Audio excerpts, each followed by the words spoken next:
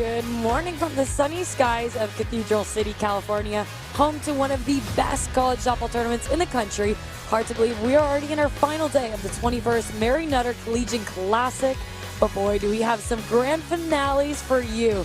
The matchup of the Duke Blue Devils and the UCLA Bruins, two teams who are on winning streaks and have been yet to be beaten here in Cathedral City. We are primed for a good one today.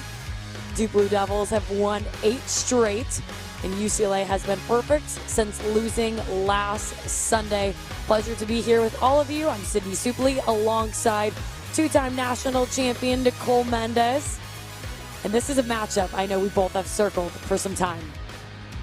Both of these teams getting to be able to be at this point in this preseason. It has been a grind for both of them, as it has been for my voice, as you can tell.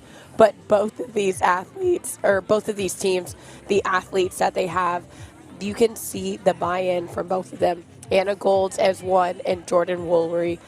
Those are the two that stand out. Jordan Woolery for UCLA, Anna Gold for Duke. They have been catalysts. And the offense, you can see Anna Gold batting .344, but think of her as more of a game starter momentum carrier for the Duke Blue Devils. And the order for the Blue Devils, starting off with Deanna Jennings, Anna Gold, Amina Vega, Carly Rodriguez, Amaya Burgess, Tessa Malaulu, Jada Baker, Lynn Lee, and Brooklyn Thomas. Clearly, we've had a lot of success in our batters, as you mentioned, Nicole, just with your voice. And they're going to have to go against what has been so far a solid defensive lineup for UCLA. A little bit of change. You have Bragg at third, Kuro at shortstop, Ola at second base, Woolery at first base, Tinsley in the mound. Behind the dish is Daniel, and then Slim, Clement, and Terry in the outfield. A notable missing one is freshman shortstop Garcia for the lineup for the Bruins. And last night they had a huge night beating Baylor and then having a statement win against the Razorbacks 9-1 in 6 innings. And coming into that game, Arkansas had a perfect 14-0 record, and they were the one run ruling every other team in the country. But man, were they battle tested against the Bruins. And the Bruins themselves just not having every functioning member that they're used to having. Megan Grant, you can see her in the middle of this circle right now. She has been notably absent. And like you said, there's a little bit of a switch up here. Garcia, their starting shortstop, not at that position, but UCLA, the talent, the versatility that they have just been rolling through this tournament, rolling through preseason. And I love as you say that about Grant. And we saw her hugging on her teammates, still making sure she's clearly very involved. And we're going to see a familiar face in the circle. Taylor Tinsley, the junior, was a part of the duo that led the Bruins to the Women's College World Series last year. We've seen her used a lot late in games for the Bruins. They're working with a 3-pitcher, mainly rotational staff so far in the year. Tinsley's 2-0. And she has 34 strikeouts with a 3.68 ERA. You were seeing it come down this tournament compared to when it came up at just a little bit higher than usual. Think about Tinsley. We got to see her at the very end of the UCLA versus Arkansas game. Came in relief, as you mentioned, Sydney. We're seeing her in that role a little bit more this year. Had some issues with getting ahead in counts. I think that's what you're going to want to see from Tinsley today against a very good Duke team. Great pass. And the first one she has to face is Jennings. That is going to be the key, is getting ahead against this offense. Jennings, somebody who always seems to set the table for the Blue Devils. Carries a lot of speed. One of those that a lot of defenses, though, have to be careful, because as soon as you tend to crash, we've seen all week long how well the slappers are able to use the ground and just generate balls over the head of the third baseman. And for Tinsley, one thing Tinsley does have, she has high velocity and her ability to work it through the zone. She can often toss in an off speed to get those hitters off balance, but that high velocity is what you're going to see from her. quick reaction times. She's going to be going in, not afraid to go in on the hands of these hitters. What's so exciting about this matchup is both teams coming in with a ton of confidence. I was able to talk with them yesterday. They feel like they're playing some of their best softball right now, even in the beginning 3 weeks of our season. For them, they know this is one of the ultimate tests. And right now, we're having our umpire crew checking the lining on the field. We have a 3-man crew today behind home plate. Smokey Etz at first base, Martin Vanderberg, and at rotating between second base and third base is Scott Mayer. With how important these games are, we just want to make sure that all of the fields are exactly up to the standard that they need to be. And you'll see the Bruins coming together, laughing a little bit. And we'll step aside for just a second and wait for the field to get back ready to go before we begin play.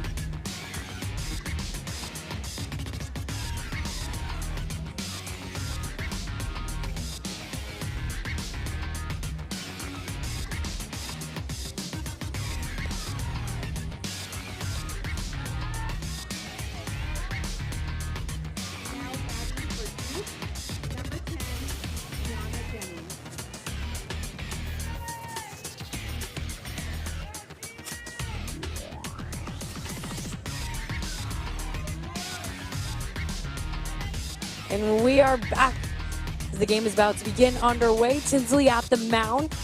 Jennings to lead us off. The battle between the two Blues, who've been perfect so far throughout the weekend. Seeing a ton of great matchups. Some walk-offs, some surprising run rules as well. I think just it's a statement to the parity across the entire country. We are seeing throughout the first 3 weeks, we saw #1 Texas go down, as both of these teams have, again, climbed through the ranks these last few weeks. I think something that we're going to see after this weekend is completed, after today's completed, is a little bit of movement in the top 25. Like you said, a lot of these top teams are facing off against each other. There's a lot of clash going on, but as well as upsets. As you mentioned, Texas being knocked off by Stanford. There's been UCLA, they're already high up there, but run ruling a very good Arkansas team. I mean, there's something to be said for that, and I think we'll see the movement in the rankings for a lot of teams as a reflection of the play that we saw this weekend.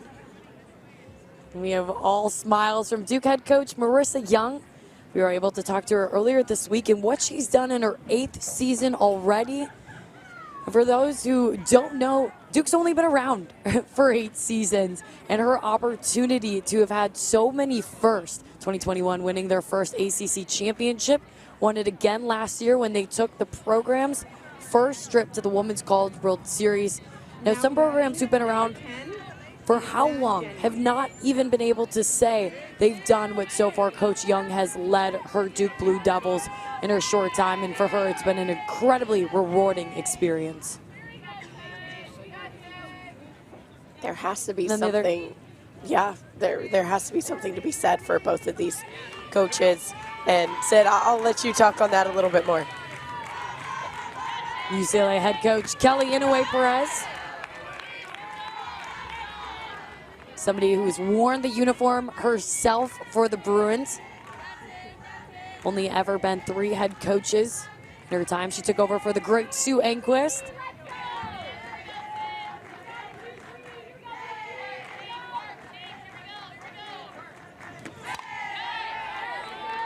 Right away, Tinsley working a quick 2 strikes. I like the attack in on the hands of Jennings, just being able to limit what her barrel is able to do. Her barrel control all weekend long, she's worked down that third base line, working the hard field, working some chops. It felt like when we saw her have her best success is when she's been able to locate that off speed off of her hard. So that one missed low.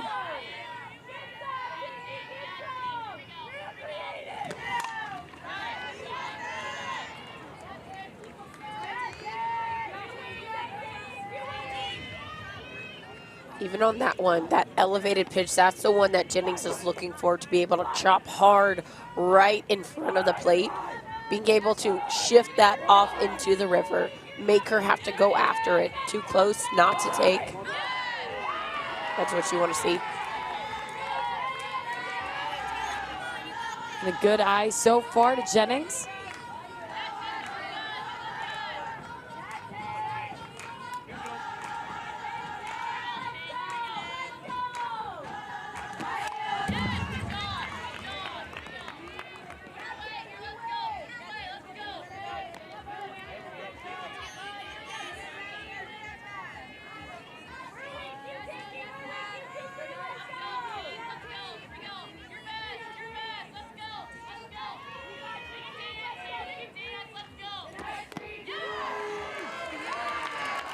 And that rise ball will be called for out number 1.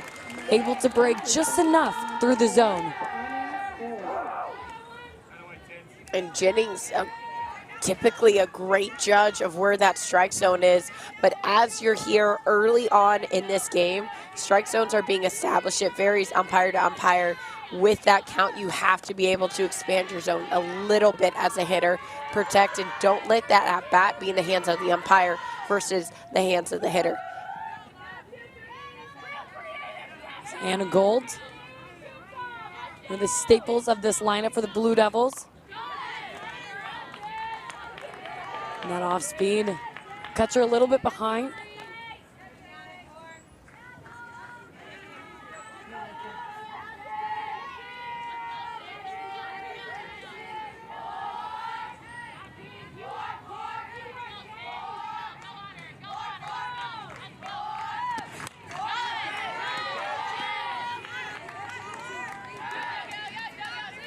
What we're seeing from Tinsley already is that ability to work the rise ball at multiple heights. So throw one through the zone and then ladder it up.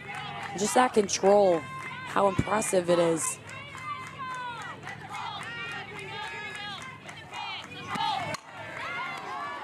Off speed, that one sent across the field for Curro, filling in for Garcia for out number 2. This right here is what you expect from the UCLA defense. Yesterday we saw what they were capable of, made some incredible plays. Just being able to make those hard hits seem easy, getting them in front of your body, getting those down, getting it quick outs.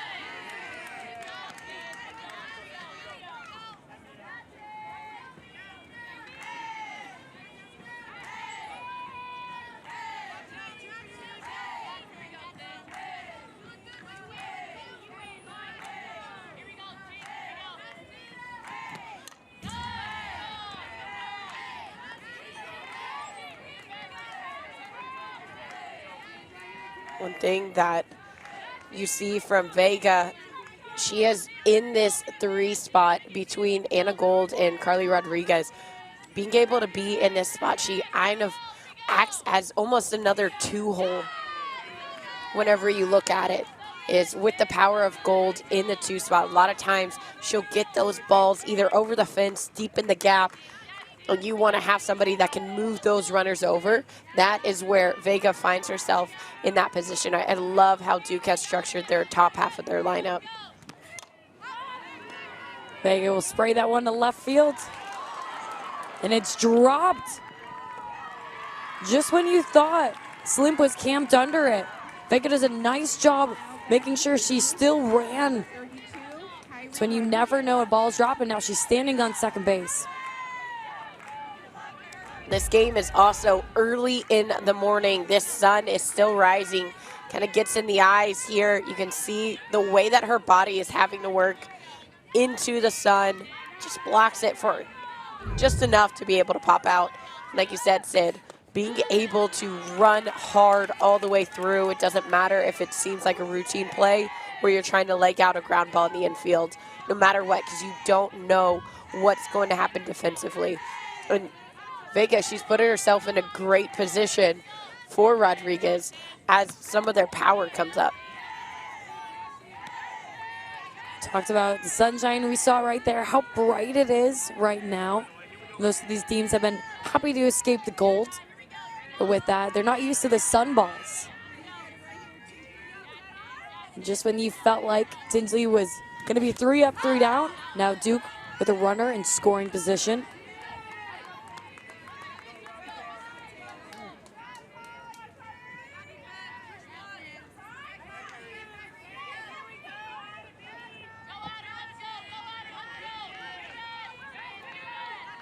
Rodriguez already 9 RBIs on the season.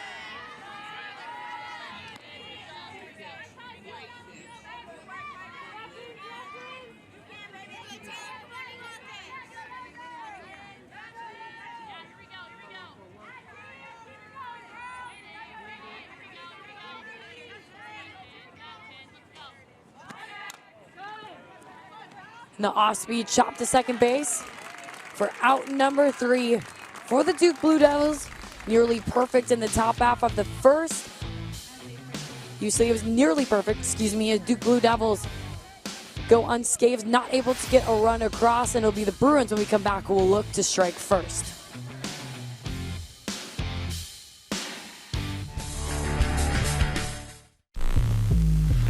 I'm looking for all the baddies all over the world. Ladies, where my baddies at? I'm bad, you bad. Yeah. Real bad on the prowl. Heard you was next, but I'm up now. Yeah, I'm shining like blink loud. And I see a couple haters in the crowd. Yeah, I'm fed up, so shut up, don't need your opinion. Get up, I need your attention. Where my baddies at? Yeah. Bruins with an opportunity to strike first. We have all the people out here today for our final day at the Mary Nutter Collegiate Classic, including the dogs. I mean, I think we got a purse dog there. What a way to just be able to throw your best friend in and take him to a ball game with you. I don't know about you, Sid, but that Chihuahua looks so relaxed. I mean, where else would he rather be than out in sunny Cathedral City watching some great softball? This is the content that we actually really want to see, right? We want to see softball and we want to see the dogs. We're here for all of our furry friends at the ballpark.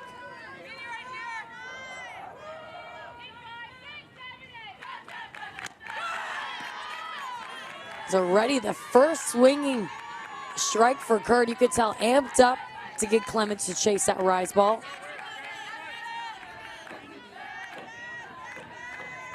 It's Cassidy Curd, the lefty on the mound for the Blue Devils. And so far this season, 4-1 on the year with the 2 ERA. One thing to notice about her, 44 strikeouts to 7 walks.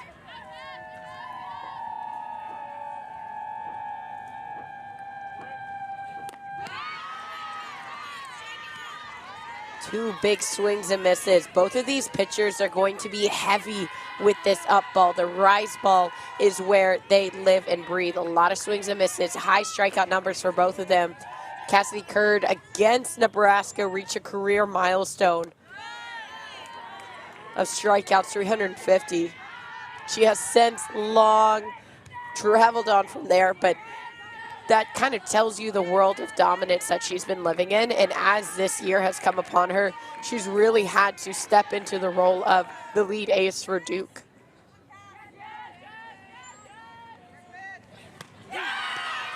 And she will be amped for her first strikeout of the game.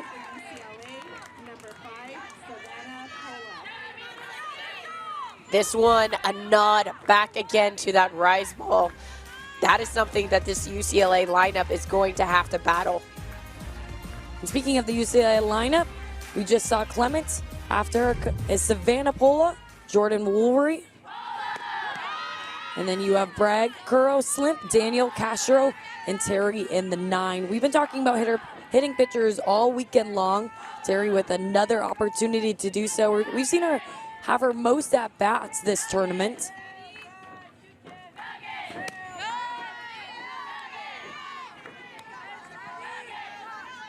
And to your point, Nicole, when we talked about Cassidy Curd, she said she really in this offseason went from being a thrower to a pitcher. As last year she was with her counterpart Jayla Wright. They split a lot of the innings, and Wright carrying more so at the end as Curd was dealing with some back pain, but this year has come back healthy and stronger than ever.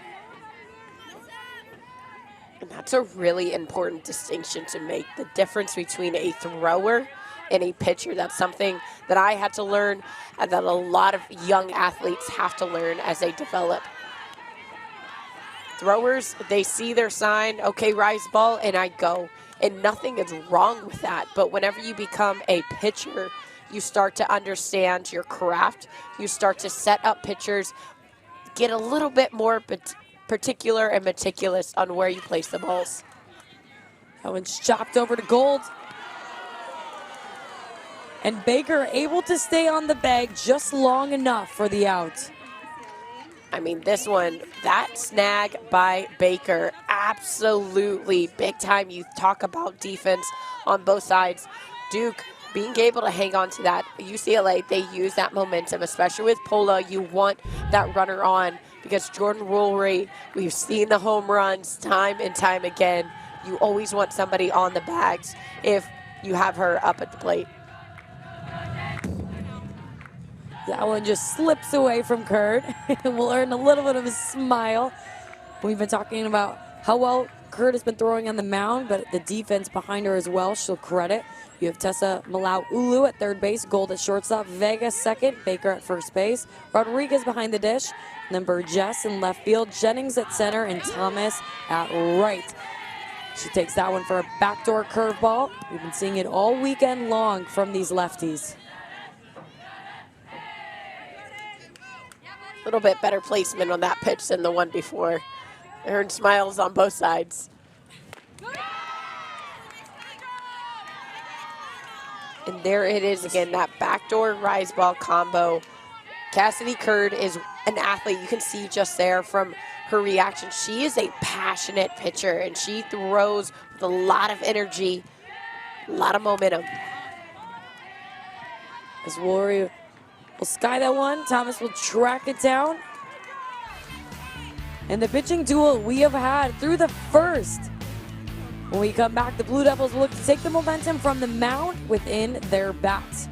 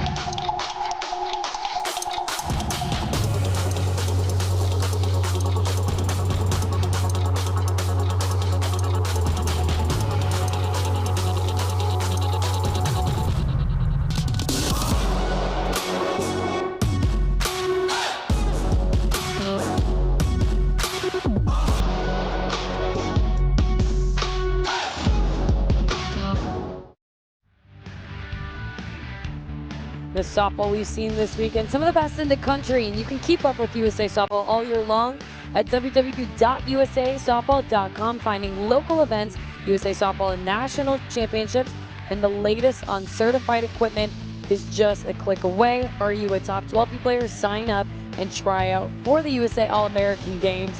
And what a weekend it's been. So many young faces in the crowd being able to get autographs. I've seen signed visors, balls, bats, all from their favorite players, and that's truly what makes this tournament so special. We went through it as a player, Nicole, and how awesome it is to just be so close to the fans. That's one thing that we've heard over and over again is that connection between these college athletes and that younger generation, those fans, those girls who are looking up to these players. You're in such close proximity. You could be walking by and there's Duke players sitting in the stands next to you, watching, getting ready to warm up for a game, and just that close personal connection. It makes it feel real. It makes it feel tangible. It's so, so special. You don't get that anywhere else. Tinsley gets that swing and miss. And look at these softball bows we got on hand, all of our fun vendors, giving away so much swag for everyone joining us. See, those are the bats as well.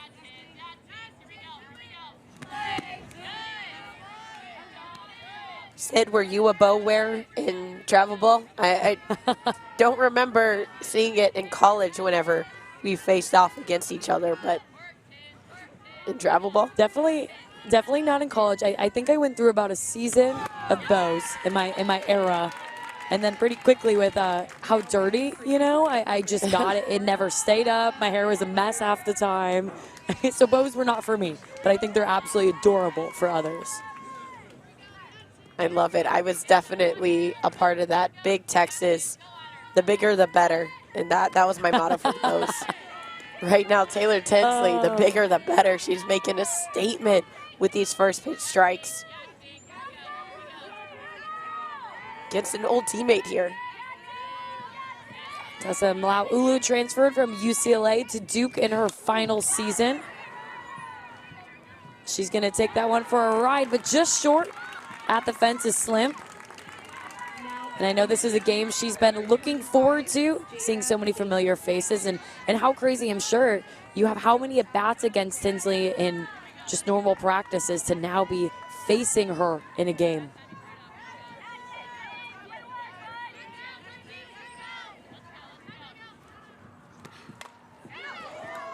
That one's roped across the field, just foul.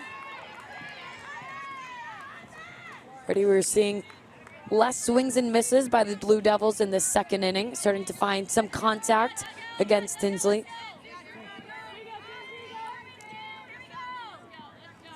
As Jada Baker.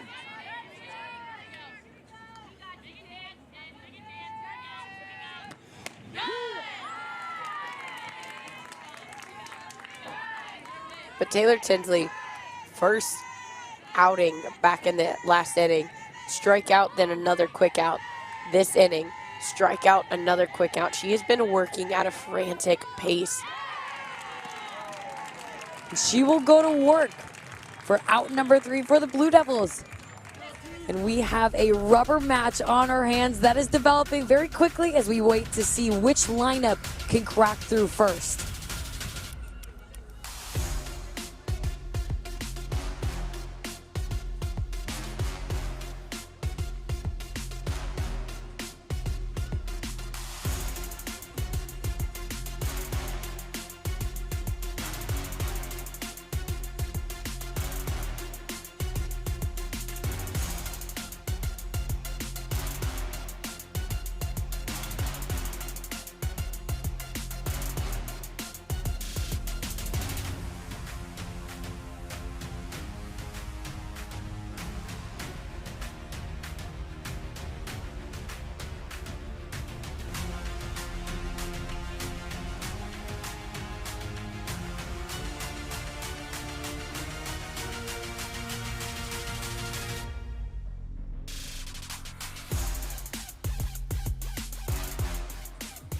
As the crowds keep piling in for what's been an incredible week of softball, especially for both of these programs. And just to put into context the type of wins even this UCLA lineup has been able to have.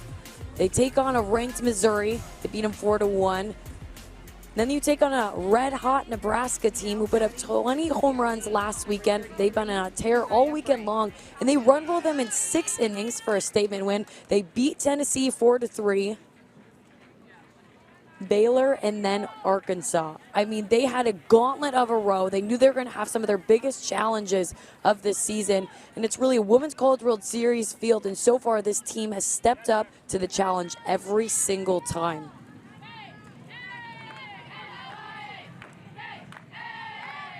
So we see a lot of future softballers who will be wearing the uniform someday.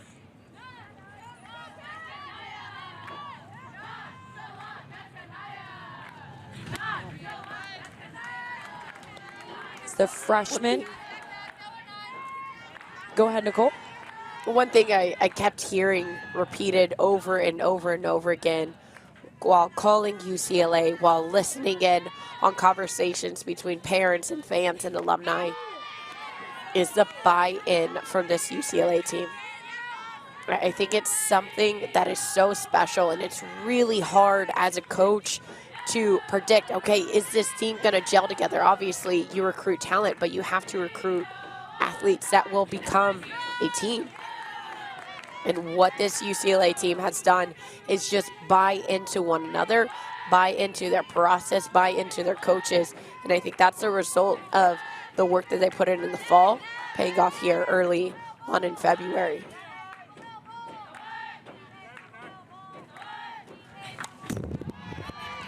Bragg will send them back. And to your point, yesterday, Bragg had a huge game, the freshman.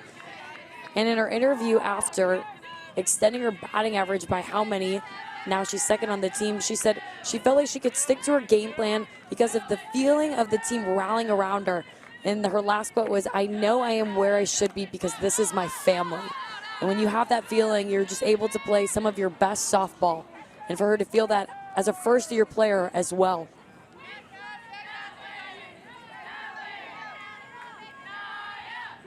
It's cool to come in as a freshman and gain just an entirely new level of understanding. Your talent is always going to be there. That's why your coaches recruit you. But to learn what it is to play at this collegiate level, at a stellar program, a storied program, there is just so much wisdom from your teammates, from your coaches, from playing other great teams. You just go to another level. That, to me, is one of the best things of freshman year. As Bragg will take that one for a ride, find its way to left center.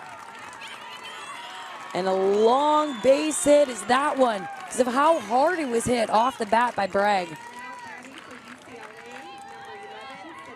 Kind of worked to her detriment on that one. I mean, that was absolutely roped. It got out there in such a hurry that she wasn't even able to get over to second. That was a good job by Jennings getting that ball in quick.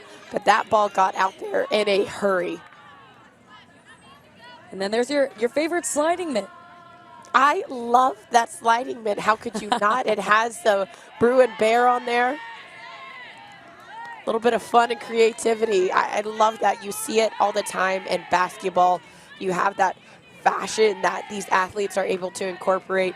Started to see just a little bit more personality creep into the game of softball, the game of baseball, and I love that. And the key word you said is fun, and you can tell this team having a ton of it right now. Just their celebrations every time they get on the base. Should hear them in the dugout.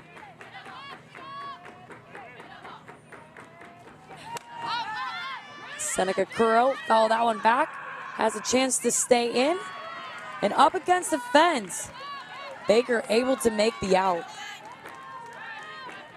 Now batting for UCLA, number 29. And again, something that I lettered for Duke prior to this game is their defense has to be clean. Being able to make those catches, finding that fence, being able to track that all the way down, especially with the sun.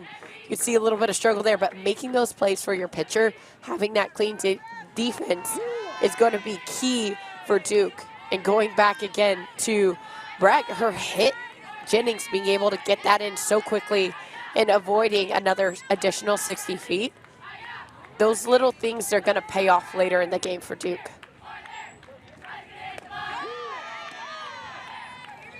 Another backdoor curveball called for Curd, and these Blue Devils as well as UCLA, everyone understands the importance of being able to get every single out and not giving an extra one to either one of these lineups.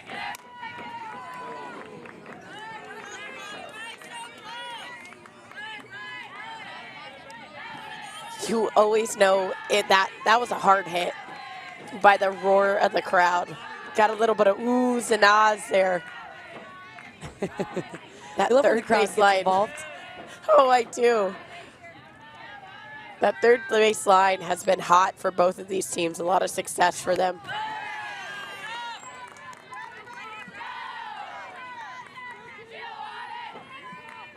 As Slim has been at the 9-hole all weekend long, but she's swinging such a hot bat. She's moved up to the 6, rightfully so, batting .417 right now. And her ability to turn over the order was key for so many of these UCLA wins. And she'll make a diving catch as Burgess. And just as I was going to say, she finds some green. Out comes the diving catch. What a play by Burgess. Going back to clean defense, and then there's this. This is a beautiful diving catch, just a read on that and the ability to know that if I go all out, I trust in myself making that grab. As an outfielder, you have to be 100% certain, because if that ball gets past you, it's dangerous. But that is that clean defense, that is that stellar defense from Duke that makes all the difference.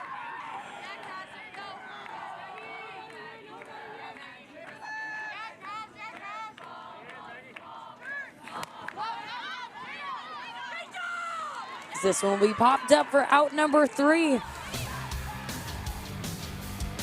And Curd and the defense behind her making web gems everywhere we look. The Blue Devils looking to get something going with their bats.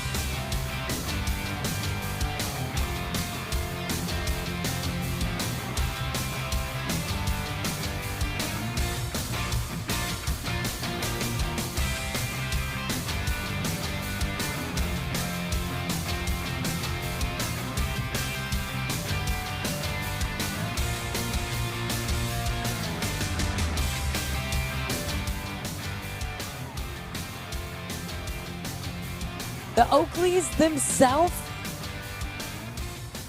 We thank you to all of our sponsors here, as Oakley has been here all weekend long, providing some of the coolest shades, not only for the fans, but also for our players. So you see a lot of them sporting ourselves. Nicole and I went with a lot of these teams in the fall. We had Oakley events down at Texas Tech for me, Oklahoma State for Nicole. And why not when the players feel like it's the best protection and also they look the coolest? Well, that goes back to that individuality and the personality that these athletes can bring into their game. You get to see a little bit of who they are. And Oakley, their shades really do have a lot of customization options. So you get to see, oh, a flash of color here, some sparkle here, rose gold there. Definitely some athletes here in college softball had that cult-like following.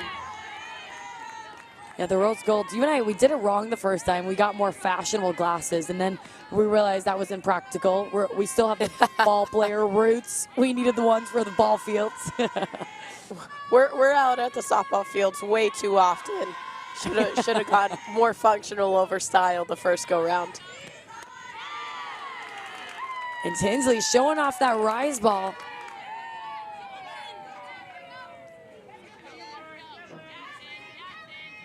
Just continuing to work that ladder. Does such a great job of tunneling those two rise balls against each other.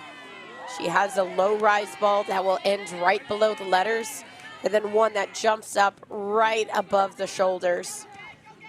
And up until like the last 3 feet, as a hitter, you cannot tell the difference.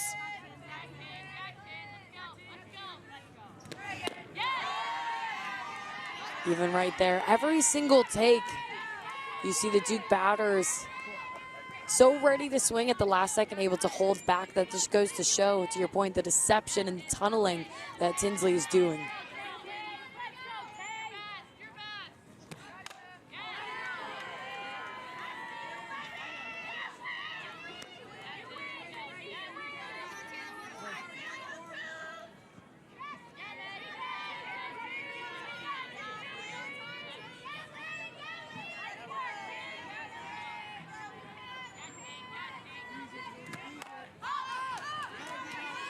Tinsley will pop that one up, and hustling is Bragg to make the play.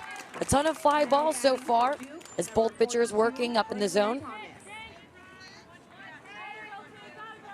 Sid, to your point, we talked about the hitter's body, and this goes back to what we were saying of pitchers versus throwers. Pitchers, they notice whenever a hitter, even if they don't swing, they have that hard take. You see that lean in the body as Tinsley gets that one on that bottom half corner. You see what it is they really want to go after or something that they don't want any part of. And as a pitcher, not just a thrower, but as a pitcher, you're able to notice that and go back to that location. And that's what Tinsley does just there. You can see on that take, just Thomas not looking like she's giving an active take, doesn't look like she's hunting that lower outside corner, because Tinsley has done such a great job working up in the zone effectively.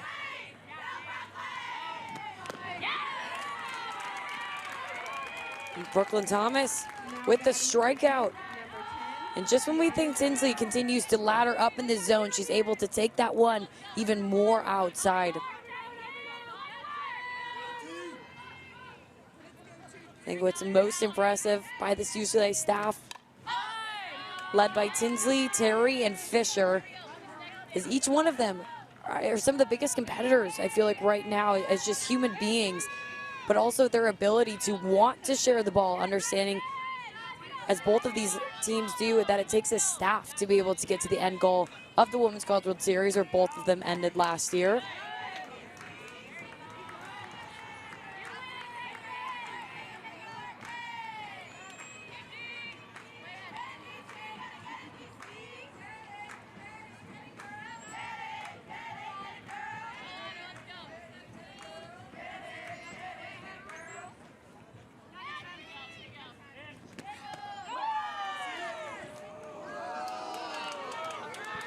I think also that one, we saw that call to strike against Thomas. Whenever you have a lefty up, that sometimes changes the perception of where that strike is.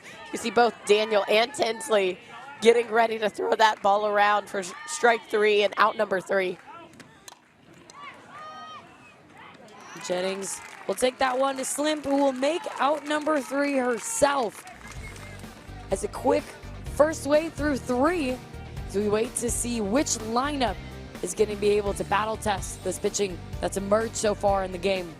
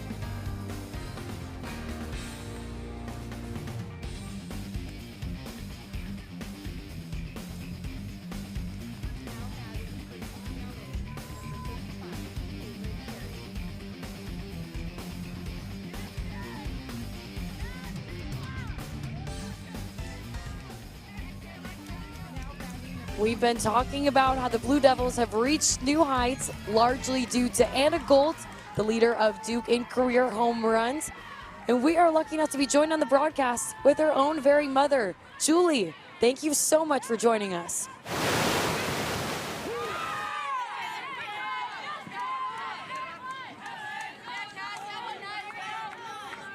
So we're going to give Julie a second to join us, Anna Gold's mother. Good morning. Good morning. How are you doing? Oh, wonderful, amazing. Thank you. How could you be now? We got a great game ahead of us. We were just talking about your daughter, Anna, and just how much she has brought these Blue Devils to new heights, the career leader in home runs. But I understand from you, she's always been an athletic woman. Can you talk about her just growing up? Oh, even I heard some kiddie Olympics possibly. Yes, we maybe when she was about 3.5, we did Kiddie Olympics, and she was Anna from Uzbekistan. Her youngest brother was Mikhail Underver, and then her oldest brother Luke. But at that young age, we saw that she was the most athletic, quick twitch, very explosive. I love that. Yeah. And I noticed that you're wearing some of her merch. Tell us a little bit about that. What created that design? I'd love to see you out here supporting her. Oh, yes. You know what? That was actually designed by her and some of the media individuals last year and went to proof. And so she is AG4. That's awesome. Yeah. Actually, my mother-in-law made a pillow out of this as well. So.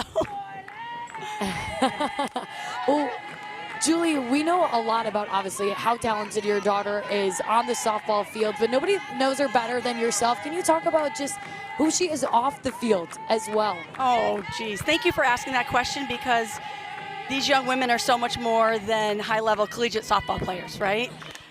She is she's like so incredibly kind and endearing and hardworking.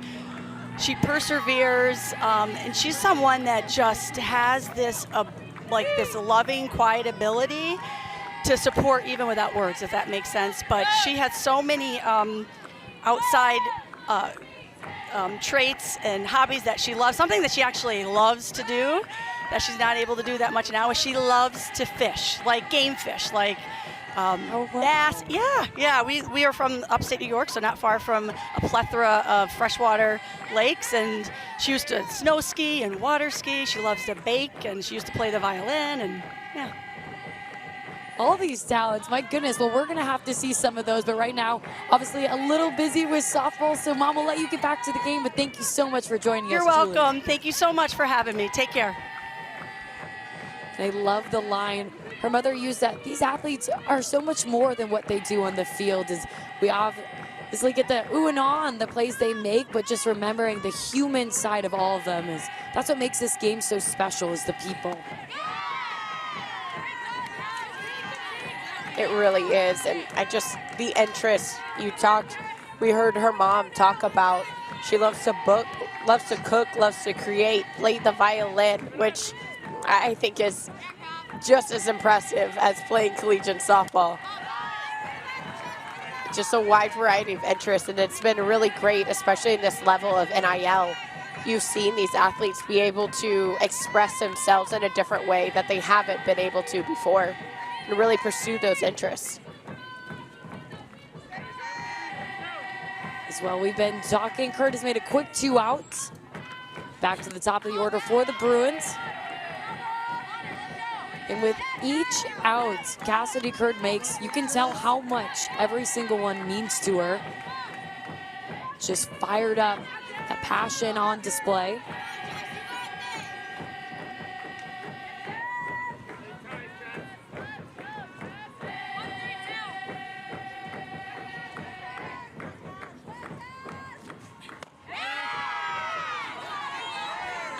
It's another close call. just looking at Curd, you can see just how much fun she's having. She looks like she's enjoying it, even on that close call. A little bit of smile, she looks at ease and relaxed. And whenever you're in a stalemate like this, that's where you want your pitcher to be.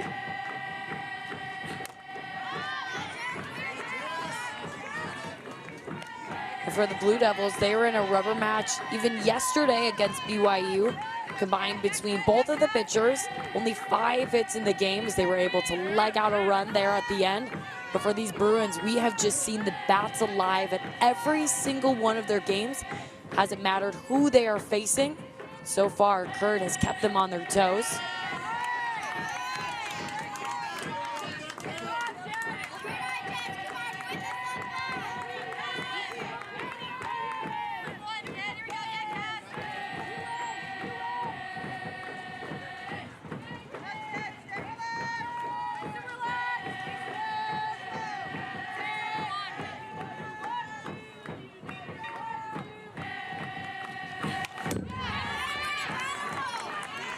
Clements showing how she's even able to foul off a pitch that not only was high, but outside of the box. Just going deep into this count, battling against Curd. She has the backdoor, she has the rise ball. Have to be ready for both as a hitter in a 3-2.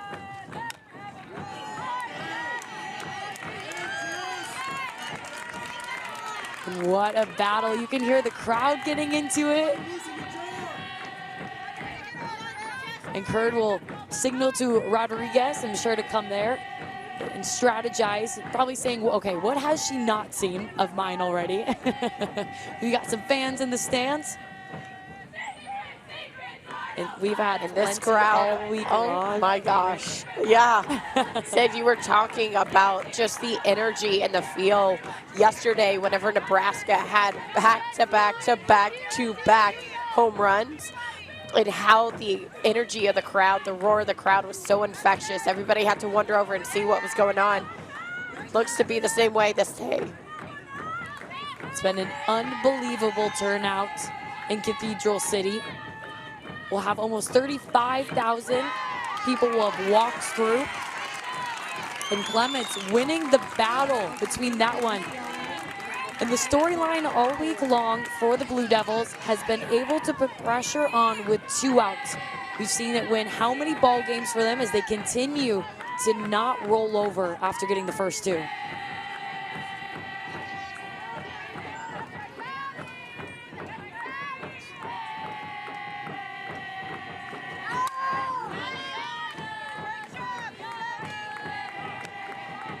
You can see Paula just having that communication. Bubba Nichols joining the coaching staff. A lot of conversations that she's had with her athletes, with these hitters. Knowing that ball is going to be up in the zone, working on zoning it down. We had an opportunity to talk to Kirk Walker, who's been a huge part of the Bruins' success the last 20+ years. And he was saying his greatest part has been being able to coach up and now watch people like Bubba Nichols, Lisa Fernandez take this program within their own hands, obviously with the successor, Kelly Inouye Perez. And I think it's special anytime you have former players who have worn the uniform. Now they get to go back and coach at their alma maters where they take so much pride. And a huge strikeout by Cassidy Curd gets Pola to chase up. Right now, we have both of the aces stepping up, living up to a Women's College World Series caliber matchup as we still wait to see who will be the first to score.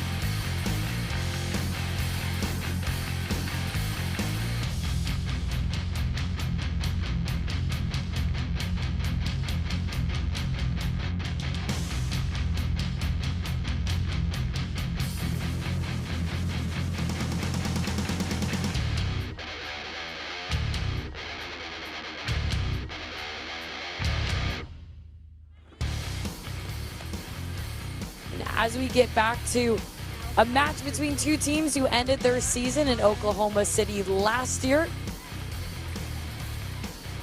There's no better place to be than right here. We've had so many people make this weekend possible. Easting Rawlings, two proud sponsors of the Mary Nutter Collegiate Classic.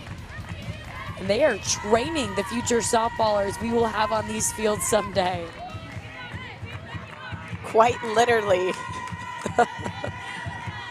Quite literally getting those reps out there in the outfield. I mean, how great. You get to watch a softball game and then go get better. I mean, sign me up. I know there's probably a couple of parents out there that are excited by that idea. Hey, go watch this game. Now do that same swing in the cage, right? right. So between innings is when they work. So we had an opportunity to talk to Gold's mother before we began, and you could just tell how proud she was of Gold. Somebody who's been a catalyst in bringing the Blue Devils to new heights. As we said earlier, holds the new career record in home runs, and she's continuing to add to her own record this season. She'll pop this one up. Daniel going back and making a hard catch from behind the dish. That one is not an easy catch for any catcher. Whenever you have the mask, your glove, being able to jump up, turn around, and make that catch. But also remember, at the very start of this game, we had a drop ball because of that sun. Now, at this time of day, the sun position, that adds a little bit level of difficulty. It was a great job by Daniel getting that out.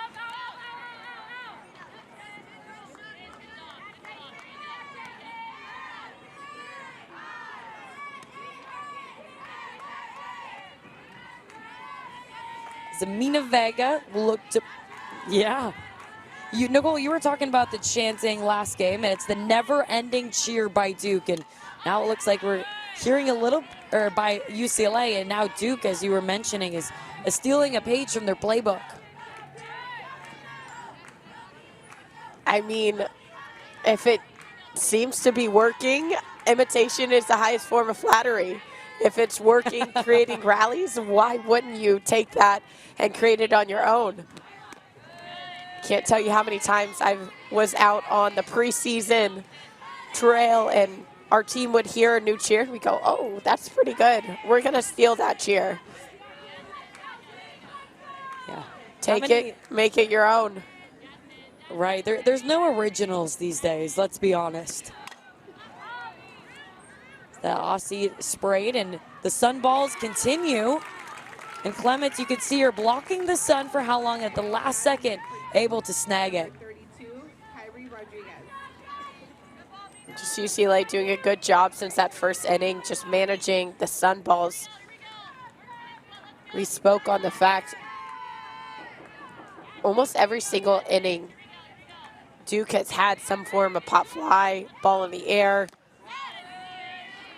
Just tells me that UCLA, after that dropped ball, we came together, talked about it.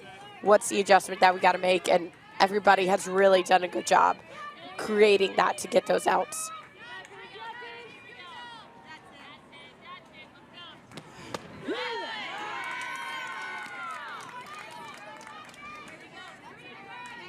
Rodriguez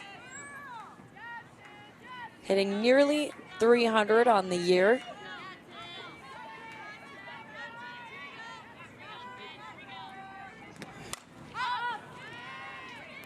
And this one will just be shy, and coming in to make the catch is Slimp, who's had a lot of action so far today.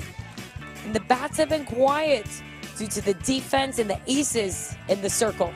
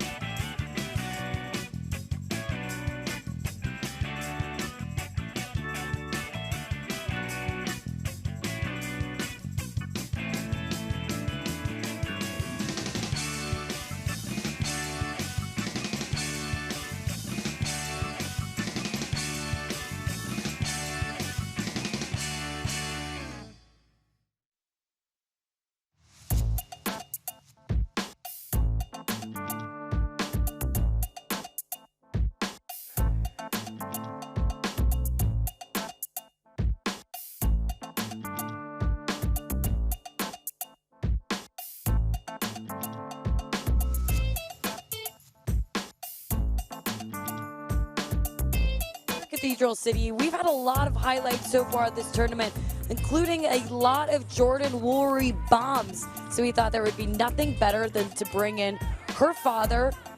Noel, thank you so much for joining us.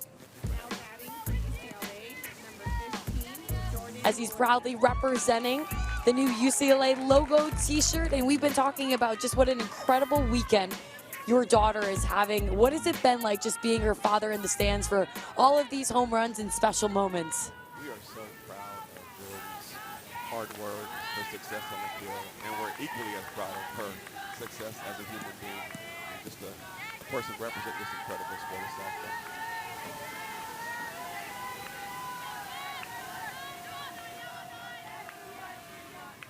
We're going to have an opportunity to talk to Jordan's dad in just 1 second. Until then, we're going to watch her at bat develop, as that one will be caught by Thomas. Because we don't want to miss any of the words he's saying. We can tell how deeply he cares.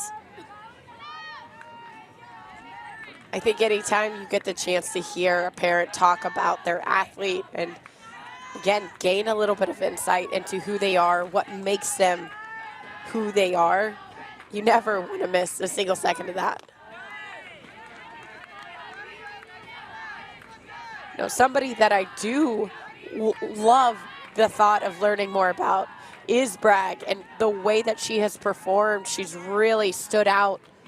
Just a phenomenal job stepping into this role, right behind Woolery, right in the heart of this lineup. She just handled herself with a lot of confidence.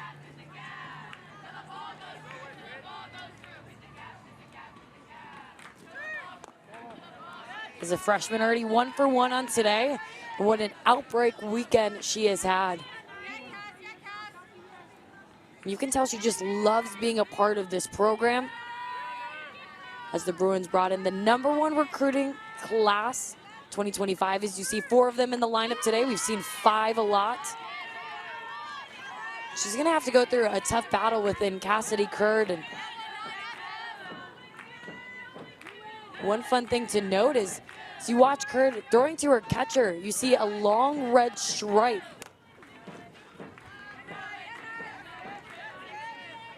And Nicole, I understand this is something that you know very well. I do. This red stripe is something that really has come into play with a lot of different programs, just focusing on the emotion that scientifically is backed by their pitchers, not just the color of the stripe. We see red and blue.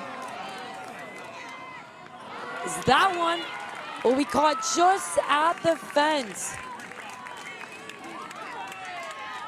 A few feet short of what would have changed this game. And as we talk about home run hitters, we're going to come back to Jordan Woolery's dad because we don't want to miss anything he had to say. He's just getting started on telling us what this weekend has meant to him, all of the memories. Noel, thank you for staying with us, and we'd love to hear about how special it has been these last few days.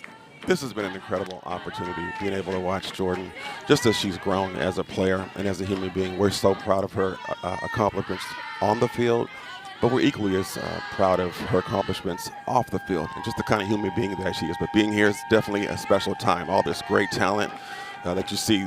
We watch a lot of these young players kind of come up through travel ball, and it's great to come and see them here in one place at one time, and it's a great experience. One thing that we've heard about Jordan time and time again is just she is a person who holds herself to high standards. She genuinely cares about others. Heard it from a lot of UCLA alums, some of her teammates. What do you have to say about that? How did she grow into that? I think that's just who she is. It's wired into her DNA. Jordan genuinely cares for people. She's passionate about things like social justice. She's passionate about bringing this new generation of players. She sees this privilege to play at UCLA as also a responsibility to bring and reach back and grab new players who want to, make it to this level as well. So it's absolutely who she is. Let's talk about the journey for her getting to UCLA. You said it's been a privilege. I understand this all kind of came into fruition in the 5th grade. Yes. In the 5th grade, Jordan, in her vision journal, wrote down in the 5th grade, I will play softball at UCLA. And it kind of became this vision that she carried all through middle school and high school, and we actually, you know, kind of see it now come to be. So it's something that she's always aspired to do, because I think she's really valued not only the esteemed history of UCLA softball, but also the people that have come through that system, and certainly their coaches, Coach I, Coach Kurt, Coach Lisa, and really has seen UCLA as really the place she's wanted to be since she can remember. How special that is to now see it all come to light, and to her to have so much success. Dad, I know you're proud, and we just thank you for taking the time to share the special journey it's been for both yourself and Jordan. Thanks so much to you both. As we get back to what's been a back and forth battle, Duke able to remain unscathed, and we go scoreless into the 5th inning after the special words by Noel Rollery. And UCLA continues to try to break through against Duke once we get back.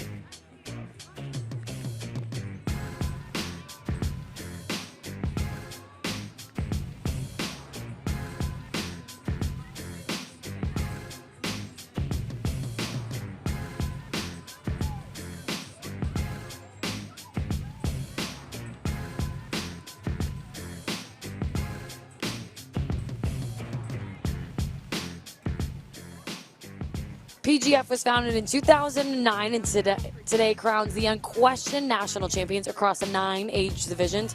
Premier Girls Fast is where the best of the best play in amateur fast pitch softball since 2009, as thousands of female student athletes have realized their dreams to play on the college level by performing with top-level competition in front of college recruiters. PGF produces hundreds of tournaments and showcases each year across the country, including the PGF High School All-American Game, unanimously considered the highest individual honor in youth fast pitch softball. Premier Girls Fast Pitch, the future of the game is here. Last happening, we got to talk to Jordan Woolery's father, and I thought it was amazing that she had a vision board already in the 5th grade. I mean, how special is that? I mean, not just special, but the fact that her parents were just showcasing what it takes to kind of develop a young mind and grow that athlete, grow that person. I think you'll see a trend with a lot of those elite athletes and those elite people in the sport of college softball. You see that trend of those parents just doing everything they can to set their child up for success, and it spills over into every area. This is a chopper, and Duke finds a way to get some momentum going. You could tell how important that was with Burgess fired up.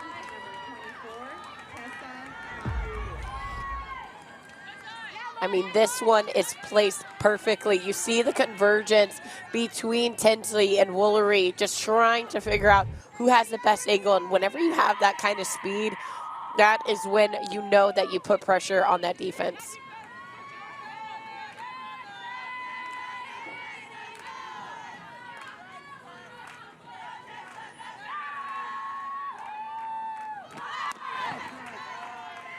Showed bunt.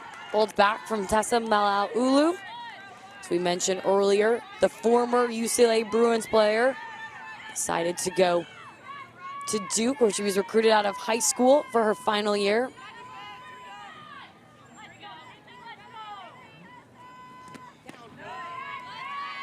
And there has to be some sort of full circle moment here. She was talking about what an honor it was to represent UCLA in those 4 letters, and now representing Duke in those 4 letters.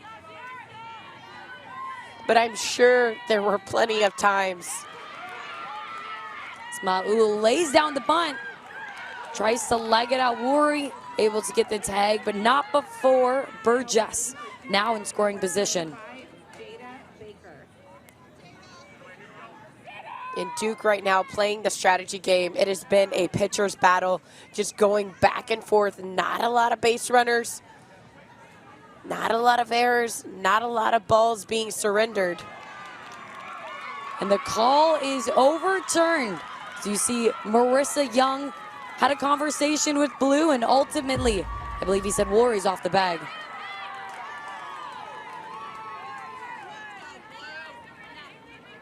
This is what we see right there as she caught that ball. That back foot just left the base. That was a great catch by Melissa Young. And a second bunt in a row. This one, Tinsley takes it all by herself. And now, the Blue Devils within striking distance. But again, playing that strategy game, Duke has not been able to get a lot of runners on, and whenever you do, you want to force that defense to work, create some chaos, and that's what we saw with these last 2 bunts. You're making those chaos moments happen. 2 runners in scoring position for Duke. Baker will send that one, but a diving play by Bragg. We've been talking about her all game long. Take a look at that smile. A big time moment. Check out this reaction. Just absolutely full body outstretched. You want to create momentum. You want to stop the momentum from Duke. This is the kind of play that you make right here. The ability to snag that out of midair. Been so impressed by the way that she has held down this hot corner. The crowd, you immediately heard the roar. There's some energy happening, and Bragg really doing her part here for UCLA on defense. Even just the confidence to play up the line so much.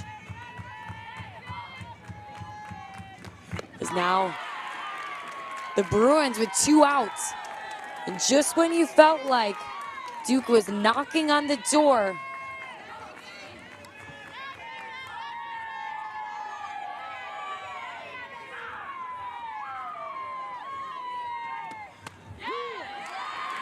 Tinsley works for a quick 2 strikes. Like you said, Sid, you felt that energy, that momentum swift to Duke. That is how quick it can change. And Tinsley, she's in full command right now.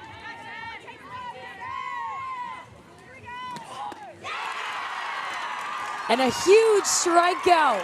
Taylor Tinsley fired up by the diving play that Bragg made just an out before, as UCLA keeps this game scoreless.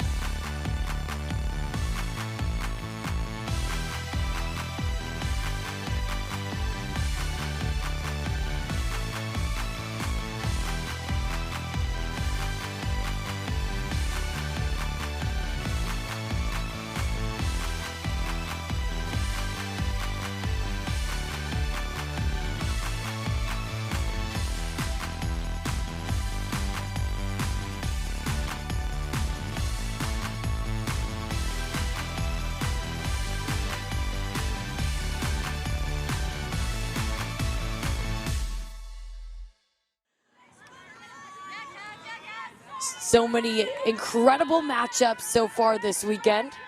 You can catch all of them obviously live here on Float College, but you also go back. There's been so many games that I'm excited to go back and watch. I know, Nicole, you and I are probably going to be watching them the whole rest of this upcoming week. Absolutely. Just being able to go back, watch some film, watch some of these great games.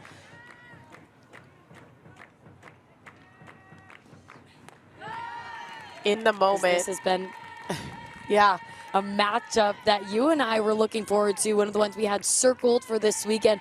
And so far, almost through the fifth, has it lived up to its hype and more? It feels like it's flown by from the duel and the defense we have seen.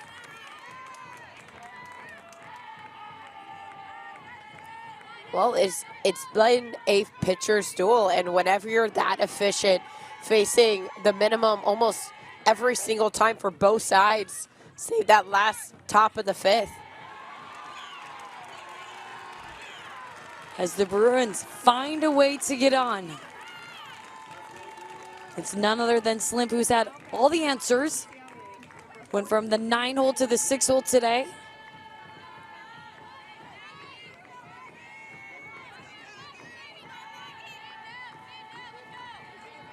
But I think it's that part in the game as well. You saw Duke make that adjustment last half inning. You just saw that leadoff hit from Slimp. It is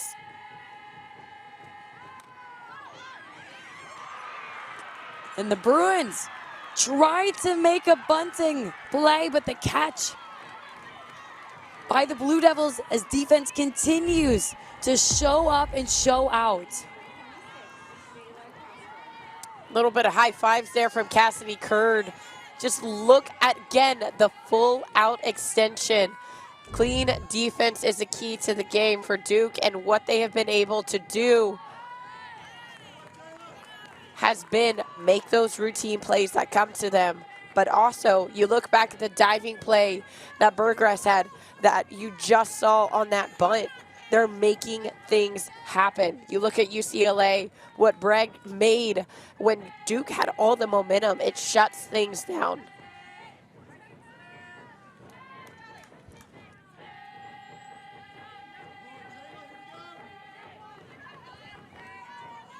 There's a reason why both of these teams ended in Oklahoma City last year. You see that the way every single one of them putting their body on the line for this game, as it really feels like a postseason feel here in Cathedral City.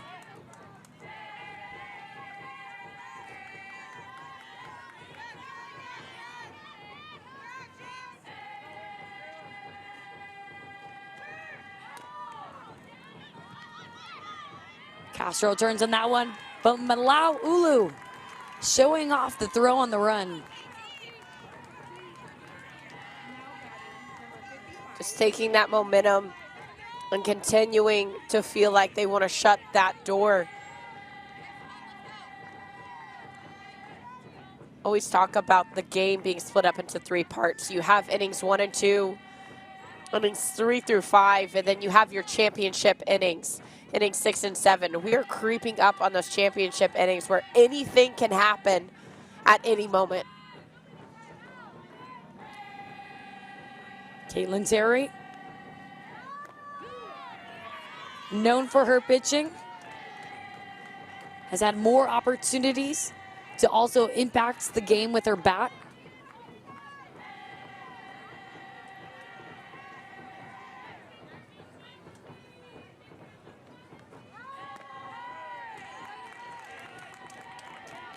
Starting to get known for a little bit more than just the pitching. Her offense has been so clutch. I think back to her game yesterday against Arkansas and being able to hold double duty.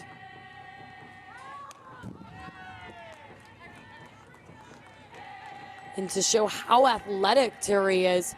I mean, we've seen a lot of power hitting, but now we're seeing her run through the box as well. Somebody who's, when she's not pitching, she's been in right field, also on the bases.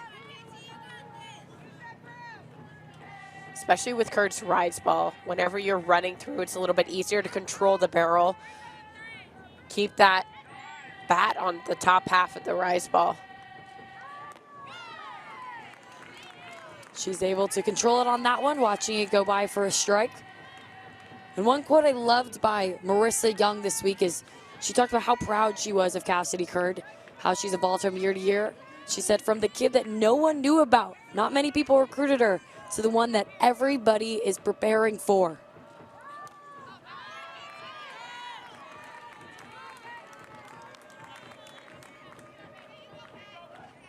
A lot of that always goes back to your self-belief as an athlete and knowing that it's in you, not being denied.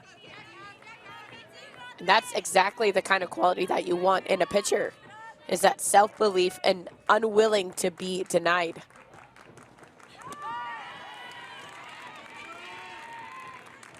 Seeing some of that in this at-bat too. Both competitors, probably two of the biggest ones on the teams.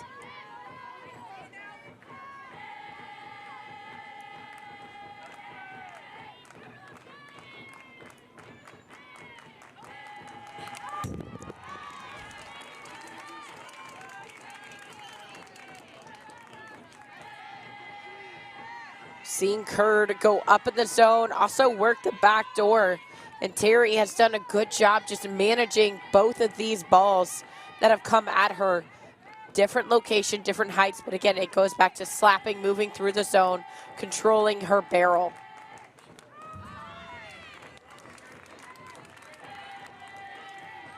So battle continues. Curd hammering the inner half on Terry. The face-off. As I'm sure Terry's thinking about what she would do if she was on the mound, and Cassidy Curd having some fun with it. A little playful dance, no matter even the situation at hand. Mentioned it before, but she is somebody that looks so relaxed and joyful on the mound. We've seen her emotion. She loves to be in this moment, and I think Melissa Young, she knows that. That timeout is more so, hey, let's get this pitch. What do you see? Let's hone in on the right pitch and get this out, get ourselves out of this inning. Ashton Terry, runner in scoring position, something through the infield. Might score one for UCLA and break this stalemate.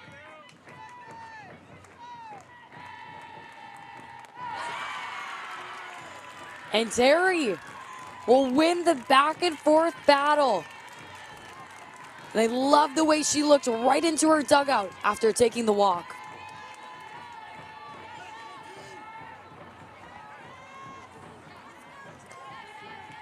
And in response, you hear that UCLA cheer start to get a little louder, a little bit faster, building in pace. It's what they do so well, turning over this lineup.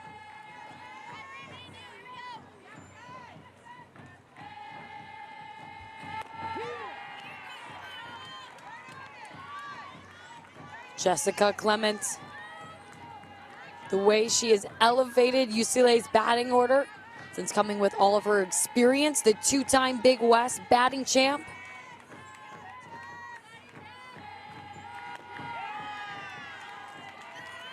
The Curd working a quick 2 strikes.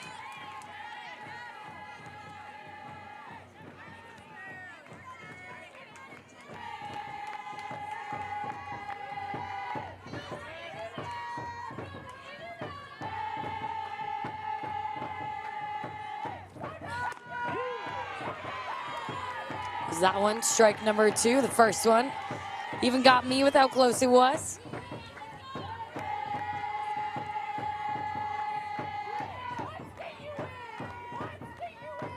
Big moment here for UCLA, a great 2-out hitting team.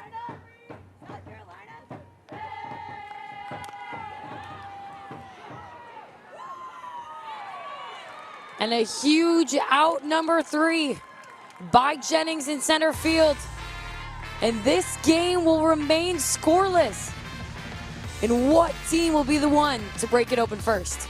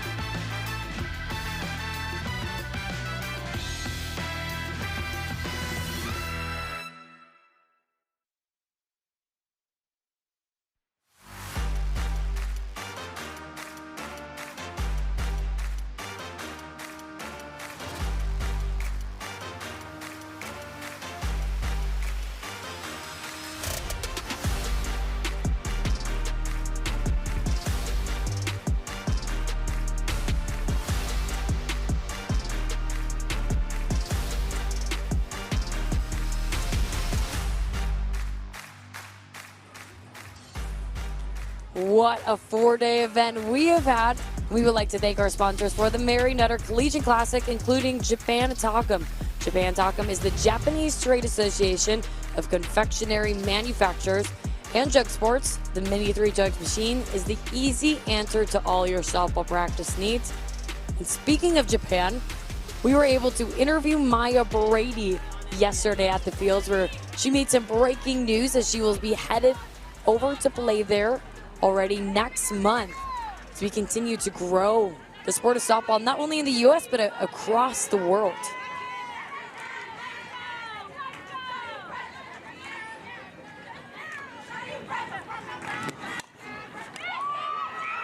Jennings making quick work, but it'll be called foul. I think that's something that we've seen grow, is more of our athletes that are graduating college. They're continuing to play professionally in leagues like Athletes Unlimited, in the Independent Professional League, but in Japan, the league in Mexico, out in Italy. There's so many options and opportunities for these athletes once they're done here playing collegiately.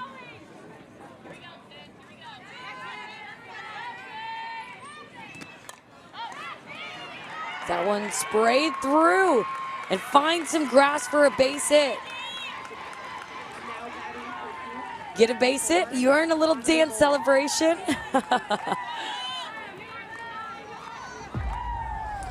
This is the second inning in a row that Duke has been able to get their lead off on base. Like you said, Sid, you have to celebrate that. It's the little things, it's the big things. But that dance, 10 out of 10. I don't think I would have ever been able to pull that one off. I'm glad. That was probably before my time, at least. This is getting better with every year, I swear.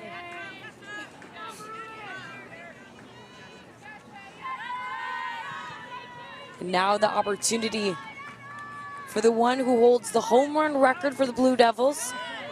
She got things going with a tight matchup between BYU yesterday. So far today, 0 for 2.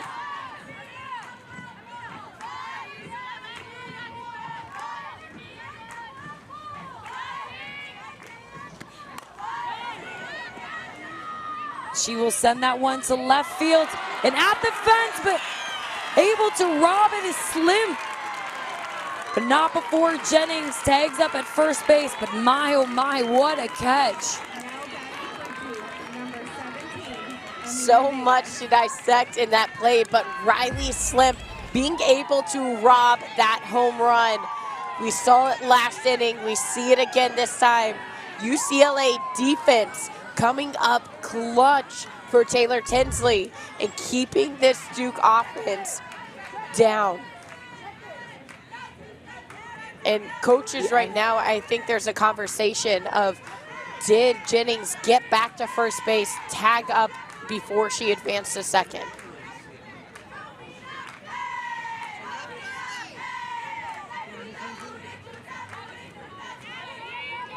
As the UCLA staff probably double checking.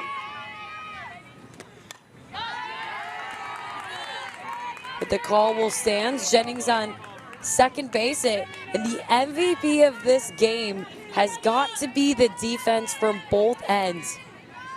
As you saw Slim running through a fence, and if you're Tinsley, how much that has to fire you up. You saw Bragg last inning, and that one, a home run robbed for you.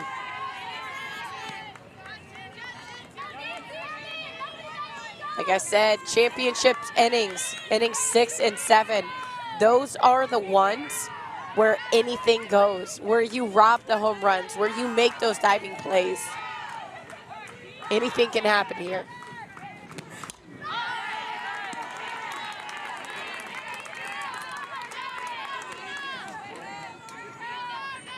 Amina Vega.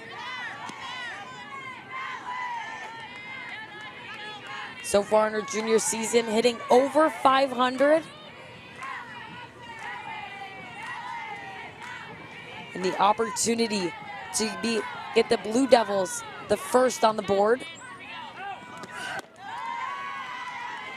See Tinsley starting to overthrow that rise ball just a little.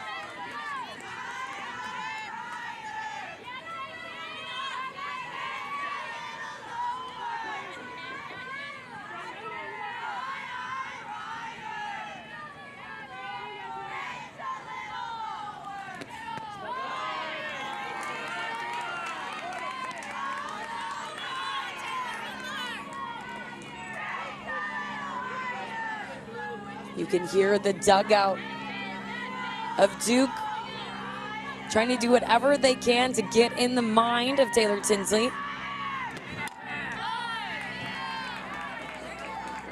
And Vega battling, doing whatever she can to get on base.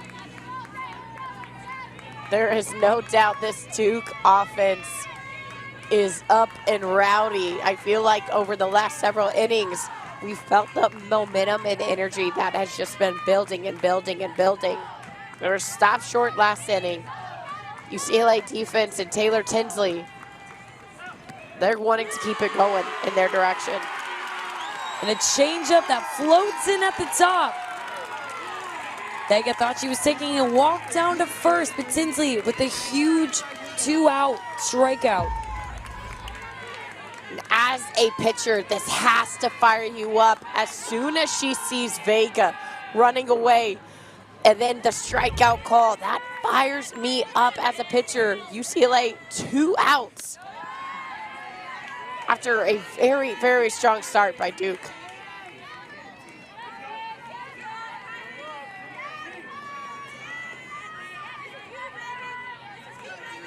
So Tinsley taking an extra second after the rise ball. No surprise she went to that off speed. Right now her bread and butter just falling, collapsing a little bit on her back leg.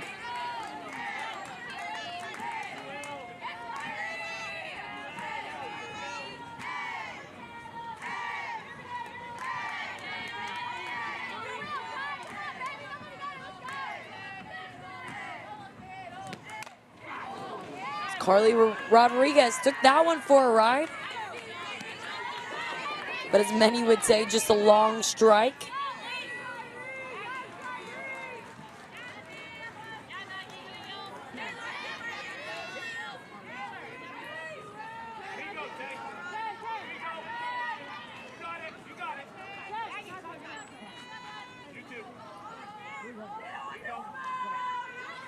Daniel calling time. Sees something, wants to let Tinsley know, all right, this is where I want you to be throwing.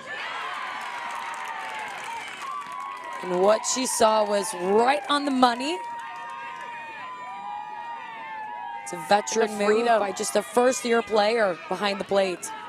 Well, the freedom to call that and to be able to say, time, no, we're you and me right here. Let's call this one. Let's finish out this at-bat. The off-speed rollover by Bragg will put 3 away. We felt the momentum shift towards Duke, but UCLA takes it right back.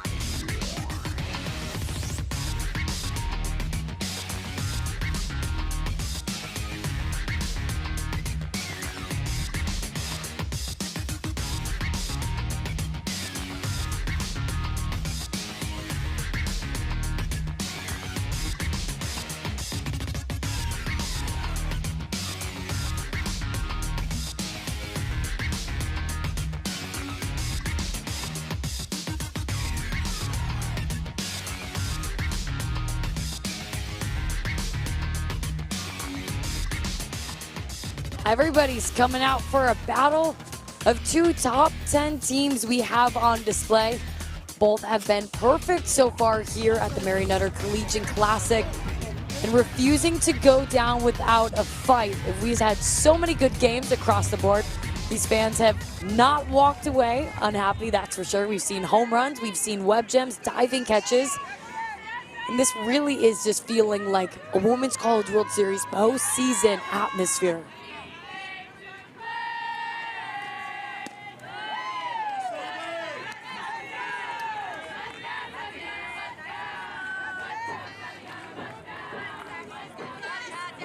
The level that these two teams have been performing at in this game.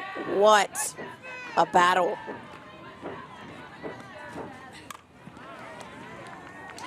That one's roped over to second base. Comes up, but able to barehand it is Pola. Now batting number 15, Jordan Woolery. It's a nice job by Vega just hanging on to that ball, not letting it get out of her hand, get too far away from her. Get that out. Clean defense. That has been what we've seen from Duke. We've seen that from UCLA. Getting the outs whenever they come to you. For both of these teams, 2 hits on either side. As the pitchers have been throwing a gem on both ends.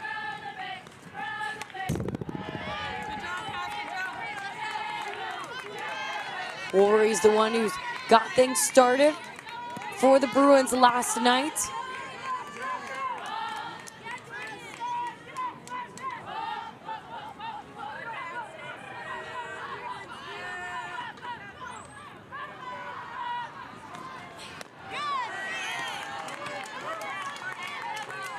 As we heard, just somebody who is so unselfish and so giving of herself, of what she knows of the game. That also creates opportunity for you to learn and grow. That is why she is one of the best hitters in this lineup. She'll find some open space in right center. And just like that, a stand-up double to fire her Bruins up. Now batting from UCLA, number 33, Kanaya Bragg. This ball elevated, that rise ball. Cassidy Curd has been doing such a phenomenal job. Left a little too much over the plate. And with a hitter like Jordan Woolery, she is going to take it and quite literally run with it. She is fired up, standing on second.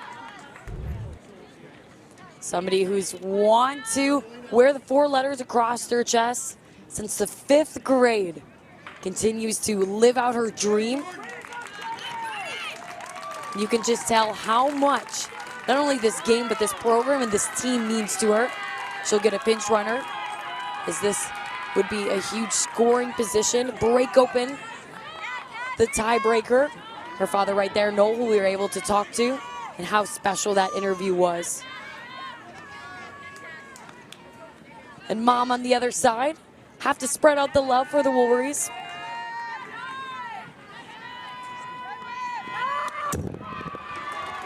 That one gets away for Curd. And now 60 feet away are the Bruins from scoring. One thing about UCLA and all the games you look at that they've played this year, they take every advantage. Just a slight miscue there from Curd. But they take every advantage of what's been given to them. Woolery being able to get that blast, taking advantage of that ball left over the plate, taking advantage of that pass ball, and now Bragg trying to take advantage of this 2-0 count. Looks like it's gonna be a pitch out. I have to say, I am not in disagreement with this. You wanna be very, very careful. Think of how many times Woolery has been intentionally walked just for Bragg to come up close.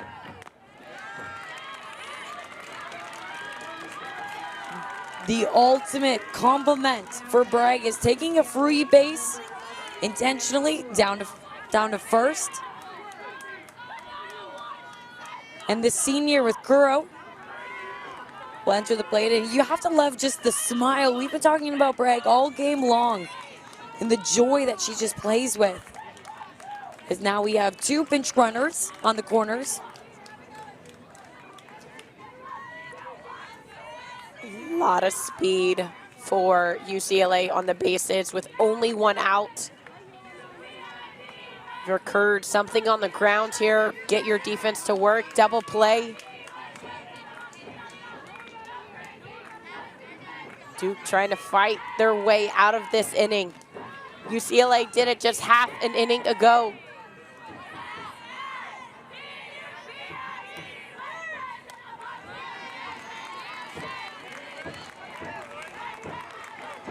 All weekend long, UCLA has been calling it the Bruin Magic.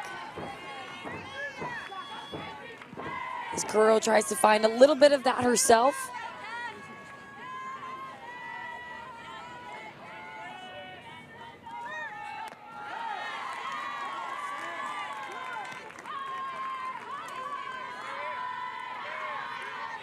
Starting to see Curd and her zone expanding, missing more spots than she has all game. You feel the pressure, you feel the severity of the moment.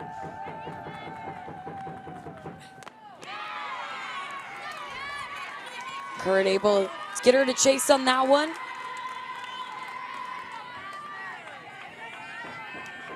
One thing that I love, and you've seen it flashed on the screen several times, is Rodriguez behind the plate, her battery, just grounding her, resetting her, helping her stay locked in.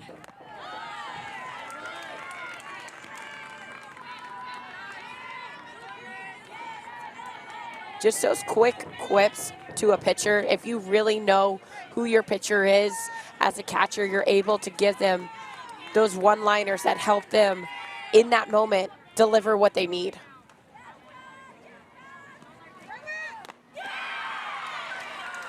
And a monster strikeout by Curd.